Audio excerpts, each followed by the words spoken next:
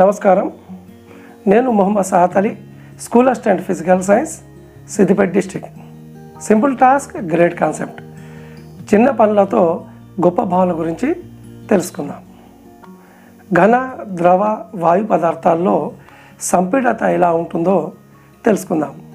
ఈ ప్రయోగంలో ఉపయోగించే పరికరాలు 2 20 ml సిరంజీలు, ఒక దానిలో ఇసుక నింపింది, ఇంకో దాంట్లో ఖాళీ సిరంజిని తీసుకోవాలి. అలాగే ఒక బీకరు, అందులో కొన్ని నీటిని తీసుకోండి. ఇప్పుడు ఘన పదార్థాల్లో సంపీడత ఉంటుందా తెలుసుకుందామా? రైట్.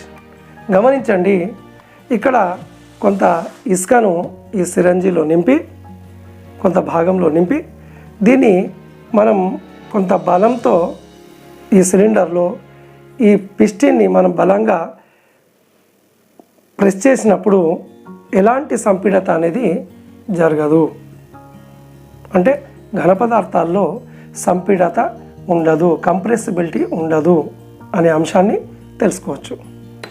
మరి ద్రవ పదార్థాల్లో సంపీడత ఉంటుందా గమనిద్దాం.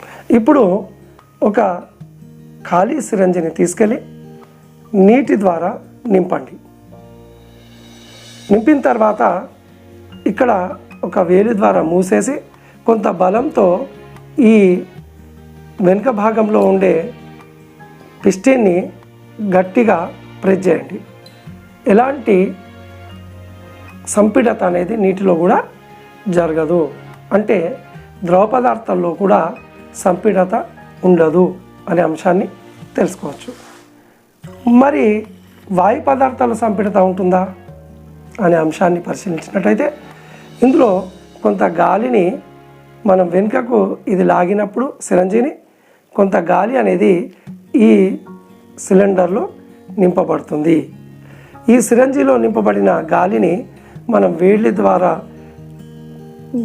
గట్టిగా పట్టి మనం కొంత బలంతో ఇక్కడున్న పిస్టిన్ని ప్రెస్ చేయగలిగితే అప్పుడు సంపీడత ఉందా లేదా అనేది గమనించవచ్చు. పరిశీలిద్దామా? సరే, ఇక్కడ గమనించండి.